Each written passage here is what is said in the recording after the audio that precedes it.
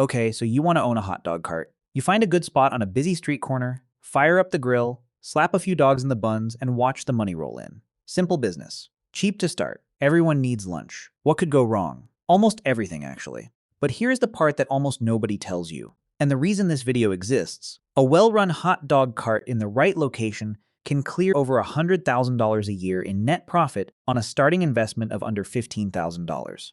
That is a return on capital that Wall Street hedge fund managers would genuinely be embarrassed by. And yet the same business, run slightly differently, in the wrong place, with the wrong habits, quietly bleeds money until there is nothing left to bleed. So let us start at the very beginning. You want to get in. What does that actually cost you? The good news is that a hot dog cart is one of the cheapest food businesses on the planet to launch. You are not building out a restaurant kitchen that costs $150,000. You are not buying a full-sized food truck that runs anywhere from $50,000 to $200,000. A basic used pushcart, stainless steel, steam table, propane burner can be found for around $2,000. A brand new, fully certified commercial unit with built-in refrigeration runs closer to $8,000. But the cart itself is just the beginning.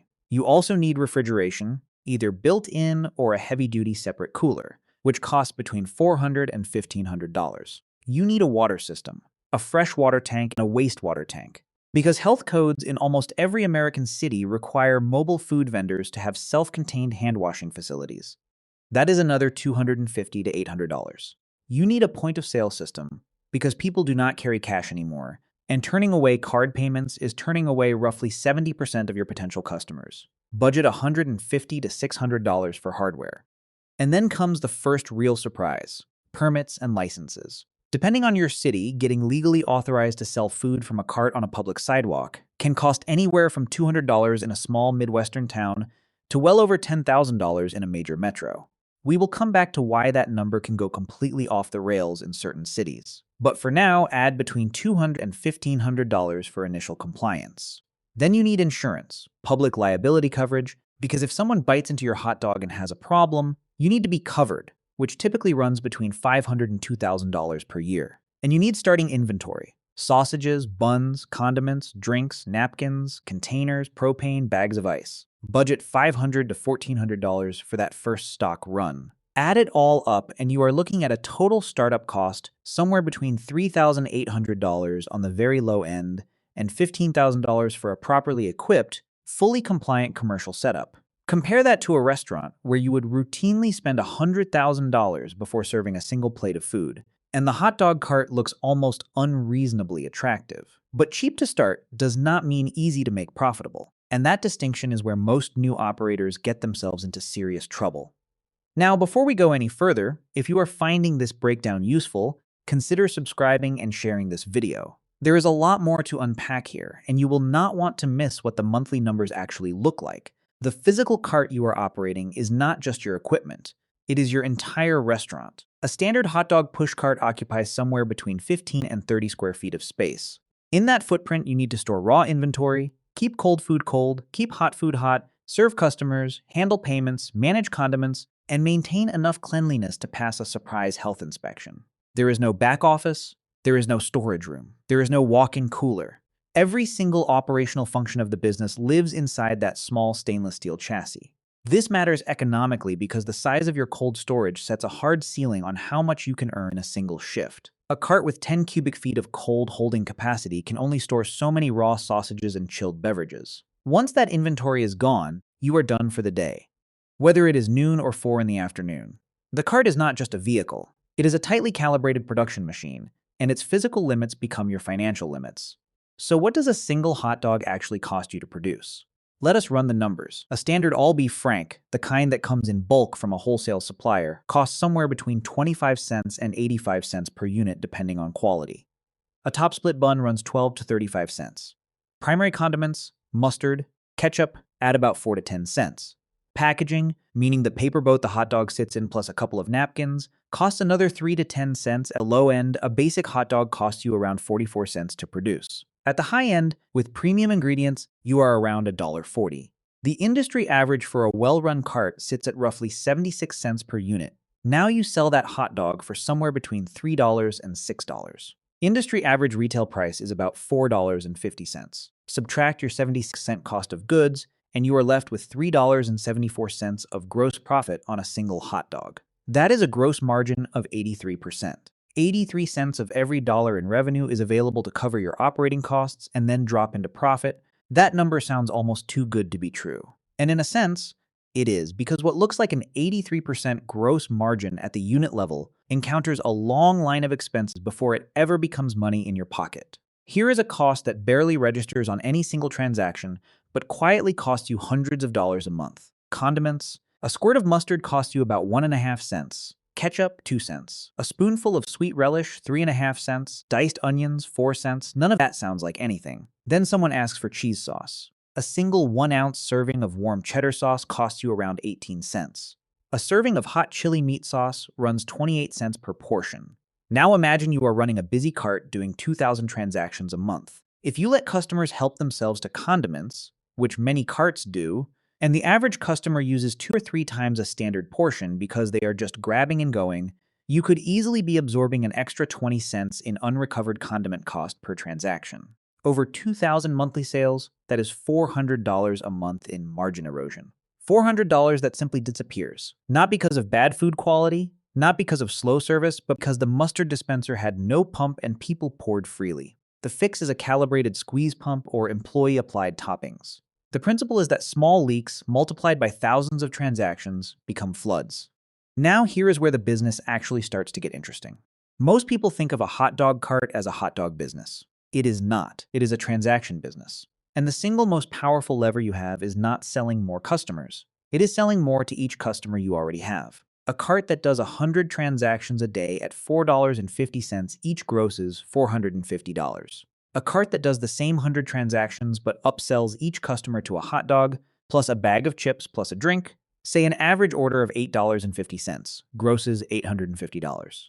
Same street corner, same foot traffic, same 100 customers. Nearly double the revenue. This is the single most underrated move in mobile food vending. Combination bundles, a hot dog, chips, and a cold drink for $7.50 feel like a deal to the customer and are significantly more profitable for the cart because each add-on item carries high margins of its own, which brings us to drinks. A bottled water purchased wholesale costs you about 15 cents. You sell it for $2. That is a gross margin of 92.5%. A canned soda costs you 35 cents and sells for $2.50. An 86% margin. No cooking, no prep. The customer points at the cooler, hand them a bottle, they pay. It takes 4 seconds. And in many urban cart operations, the daily beverage profits alone are enough to cover fixed overhead like commissary rent, propane, and permit costs, before a single hot dog even hits the grill. Now let us talk about the single most important decision in this entire business. More important than the cart you buy, more important than the sausage brand you choose, more important than whether you take cards or cash. Location: a hot dog cart does not generate customers. It intercepts them. You are not a destination. You are an ambush. The best operators position themselves at the exact point where hungry people already are, already moving, and already in a mental state where buying food is the next logical step. Office districts work because white-collar workers pour out of buildings every weekday between 11:30 in the morning and 1:30 in the afternoon, looking for something fast. They have 20 minutes. They do not want to wait in a restaurant line. A cart right outside the lobby captures that impulse before it has time to make a different decision. The caveat is that weekends and holidays produce almost nothing in these locations. Construction sites are a hidden gem of the industry. A major commercial building project employs dozens of laborers who break at the same time every day, have no easy food options nearby, and will happily spend $8 to $10 on lunch. The risk is that when the project ends, you lose the location entirely. Transit hubs, subway exits, bus terminals, train stations generate enormous early morning and evening rush traffic. Tourist areas drive weekend and seasonal volume. Nightlife zones near bars and entertainment venues can generate extraordinary late-night sales on Fridays and Saturdays. The key insight is that you are not selling a hot dog. You are selling convenience at the exact moment someone feels hungry and does not want to walk further than 20 feet to fix it. Location is the product. The hot dog is just the excuse. Now, the economics of location get complicated very fast when you factor in what it actually costs to legally operate in different cities. In a standard mid-sized American city, think Columbus, Ohio, or Charlotte, North Carolina, a mobile food vendor permit typically runs between $500 and $2,000 per year. Manageable. A line item in the budget, not a crisis. Then there is New York City. The city issues approximately 3,100 street vending permits citywide. The official permit fee is quite modest, around $200 for a 2-year period. But here is the trap. Demand for those permits massively exceeds supply, and there is an informal secondary market where operators rent permitted cart slots from existing holders for between $15,000 and $25,000 per year. In Manhattan, you are paying that before you have sold a single hot dog. In New York City's parks, the situation is even more dramatic. The Parks Department runs competitive public auctions for concession spots inside places like Central Park. The most desirable locations, the Central Park Zoo entrance, the area near Bethesda Fountain, have seen winning annual bids exceed $200,000 per year. For the right to park a cart and sell food, that changes every single calculation in the business. A cart paying $200,000 per year in location fees needs to generate extraordinary daily sales volume just to break even, let alone profit. For operators in normal cities paying reasonable permit fees, those economics are completely alien. Beyond the location permit, almost every major American city also requires mobile food vendors to operate out of a licensed commercial commissary kitchen. A commissary is an approved commercial facility where you store your cart overnight, fill your fresh water tanks, dispose of wastewater, prepare certain food items, and handle food-safe storage. Monthly commissary rent typically runs between $250 and $1,250 depending on the city and the facility. This is a fixed cost that hits you every single month, 12 months a year, whether you work 22 days or 6 days. Rain, illness, holiday. Commissary rent does not pause. Let us run the real daily economics for a well-managed owner-operated urban cart during a standard midweek business day. 100 hot dog sales at $4.50 each. 50 combination bundle sales. A hot dog, chips, and a drink at $8 each. 20 standalone drink sales at $2.50 each. Total gross revenue, $900 from 170 transactions. Against that $900, direct food costs $156, card processing fees $27, propane and ice $14, daily share of commissary rent $30, permit and insurance overhead $15, transportation $15, spoilage reserve $12, equipment maintenance reserve $10, total daily costs $279.50. The owner-operator keeps $620.50 in a single day, pre-tax. That is 69% of gross revenue, extraordinary compared to a restaurant operator clearing 5 to 8%. But there is a critical distinction here that most people miss completely, and it changes the meaning of that number dramatically. When you personally stand behind that cart for 10 to 12 hours a day, $620 is not pure business profit. It contains two distinct things. The first is your wages, what you would have had to pay another human being to do what you just did. A cart worker in most American cities earns between $15 and $22 per hour, plus payroll taxes and insurance. At 20 hours of active cart time per day, including prep, operation, and cleanup, the labor value of what you just did is roughly $400 to $500. The second component is the actual return generated by the business itself, the return on the capital and systems you built. So when someone tells you their hot dog cart makes $600 a day, the honest question is, how much of that is wages they're not paying themselves, and how much is genuine business profit? A cart netting $11,000 a month in operating cash flow, operated personally by the owner working 200 hours per month, contains about $5,000 in labor value and $6,000 in true economic enterprise profit. That distinction matters enormously the moment you try to hire someone, because suddenly that $5,000 in invisible wages has to become a very visible payroll expense. When you bring on an employee, your gross contribution margin drops by somewhere between 20 and 25 percentage points. An employee working the cart for $8 to $15 an hour, plus payroll taxes, which add roughly 15 to 20% on top, cost you between $14 and $22 per hour all in. For a full operating day, that is a daily labor cost of around $150 to $220. Now your net daily income on the same $620 day might be $400 or less, which means you need to either run the cart longer, sell more per customer, or find a second cart, because hiring is the first major scaling wall in this business, and the math does not survive without a deliberate response to it. The business also has a break-even threshold, and understanding it changes how you think about good days and bad days. Monthly fixed costs for a standard urban cart, commissary rent, permits, insurance, utilities, run about $1,250 per month. Average selling price per unit is $5. Average variable cost per unit, food, packaging, a proportional share of card fees, is about $1.25.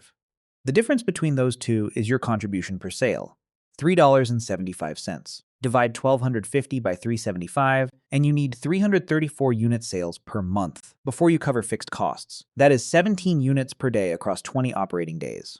17 hot dogs is break even. Everything beyond 17 hot dogs per day is pure profit contribution. 17. You need to sell 17 hot dogs before you are making money. That is an extraordinarily low threshold. It is also why this business model at the unit economics level is genuinely compelling. The fixed cost structure is lean enough that a modest customer base produces meaningful income quickly. Then comes the problem that no spreadsheet can solve for you: rain. The moment clouds roll in and the sidewalk clears, your revenue drops between 50 and 70%. A severe storm, heavy snow, or a genuine weather event can cut your daily sales by 80 to 95%. And your commissary rent still hits the account. Your insurance premium still auto-pays. Your permit does not suspend itself because it was cold. Unlike a restaurant where customers come inside and sit down regardless of rain, a street cart depends entirely on pedestrian foot traffic choosing to stand outside. When that traffic disappears, so does the revenue, but the costs keep running. Weather risk is the structural asymmetry at the center of the outdoor vending business. Peak season in most American cities, late spring through early autumn, can produce extraordinary daily earnings. January through February in Chicago, Minneapolis, or Boston produces almost nothing. The operators who survive this cycle are the ones who treat summer income as a capital reserve to be managed, not an income stream to be spent. You are compressing your annual earnings into roughly 7 or 8 high-productivity months and then drawing down reserves through the slow season. Now let us talk about one category of revenue that has the potential to completely change a single day's economics: event vending. A music festival, a street fair, a major sporting event, a parade, a city-organized outdoor market. These gatherings compress large numbers of hungry people into a tight space with limited food options. A cart that normally does 170 transactions in a full business day can do 600 to 1,200 transactions at a well-attended festival. Average order values go up because event pricing supports higher selling prices. Customers at a festival are in a buying mood.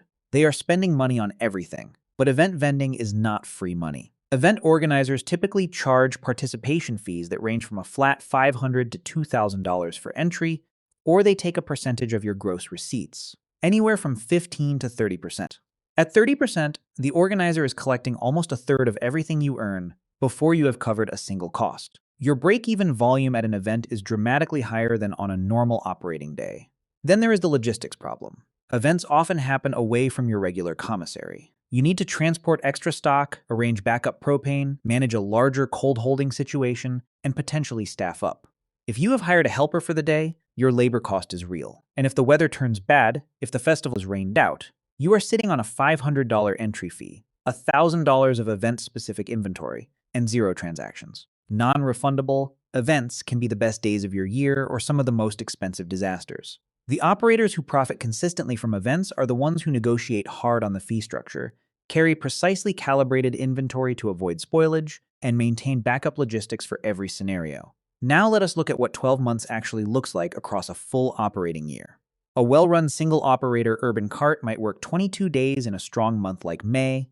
Peak foot traffic, perfect weather, every lunch rush fully loaded. That same cart might only work 12 days in January because extreme cold cuts foot traffic to almost nothing, and the owner makes a rational choice to stay home rather than operate at a loss. Across a full year, a realistic operating model produces around 210 actual working days. Annual gross revenue from those days, at $900 per day average, comes to roughly $157,000. Against that, subtract annual food and beverage costs of about $27,400, annual card processing fees of $4,725, commissary rent at $7,200, permits and insurance at $3,600, transportation costs at $3,150, spoilage at $2,800, and an equipment maintenance reserve of $2,100. Total annual expenses come to about $53,400. Net retained income, approximately $103,500 per year on a single owner-operated cart. Now remember that this includes the owner's personal labor. Subtract a reasonable imputed wage for the hours worked, say $5 per day times 210 days, which is a conservative estimate of what you would pay someone else, and the pure business profit is still extraordinarily strong relative to the starting investment of under $15,000. The payback period on the initial capital investment in a well-run operation is typically 3 to 6 months. That is a capital return structure that almost no other business at this scale can match. The picture changes when you try to grow. One cart has a natural ceiling because one location can only produce so much demand, and one human being can only process so many transactions per hour. Multiple carts multiply revenue. A fleet of 3 to 5 carts in different high-traffic locations can gross between $350,000 and $600,000 per year. But multiple carts also require multiple employees, multiple permits, expanded commissary arrangements, active management, inventory auditing to prevent theft, and the kind of logistical overhead that dramatically compresses the per-unit margin. A single owner-operated cart runs at a net margin between 55 and 70%. A fleet of 5 carts with hired operators runs at a net margin of 20 to 35%. Total income goes up. The percentage of each dollar you keep goes down. The business becomes a genuinely different operation. Less about personal labor, more about systems and management. The operators who make the multi-cart model work are the ones who treat it like a business before they expand. Standardized recipes and portion sizes written down and followed. Point-of-sale systems that match every sale to inventory so you can see immediately if something does not add up. Scheduled wholesale deliveries to a central commissary that reduce the cost of each supply run. Documented daily setup procedures so that any trained employee can open a cart the same way every morning. Without those systems, a second cart does not multiply profit. It multiplies problems. So is it worth it? The honest answer is, it depends on one thing more than anything else. Location. A great hot dog cart in a low-traffic area is a slow financial drain. An ordinary hot dog cart in a high-density, legally accessible location, a busy office district, a transit hub, an active construction zone, can generate income that would genuinely surprise you. The business is compelling when the operator secures a compliant, high-foot traffic spot, runs a tight, focused menu. Hot dogs, drinks, chips, maybe 1 or 2 premium add-ons. Controls condiment and portion costs, manages inventory to minimize end-of-day waste, and treats the cash flow from strong months as a reserve rather than immediate spending money. Under those conditions, one cart run by one person, on a starting investment under $15,000, can clear over $100,000 in annual net income. The business fails when the operator pays $15,000 to $25,000 a year to sublease a permit in a city with a closed permit system and does not sell enough volume to cover that fee. It fails when the menu grows to 12 items, service slows to 90 seconds per order, and the lunch rush line backs up and dissolves. It fails when the owner hires someone but does not have inventory controls, and slowly loses $10 to $20 a day in untracked giveaways and portioning errors that do not show up until the quarterly review shows margins collapsing. The hot dog cart is not a simple business. It is a deceptively precise one. The margin is high because the product is simple. The risk is real because the constraints are physical and regulatory. And the difference between the operator who clears $100,000 and the one who quietly closes after 8 months is almost never the quality of the hot dog. It is the discipline of the operation behind it. If you want to dive deeper into the fundamentals of running and evaluating a business like this one, check out the detailed business guide linked in the description and pinned in the first comment. It covers the frameworks that apply across industries, not just food vending. If you made it this far, you clearly care about understanding how money actually works inside businesses that most people never look at twice. That is exactly what this channel is built on. So if you enjoyed this video, please give it a like and subscribe if you have not already. It means a great deal, and it helps more people find this content. Thanks for watching.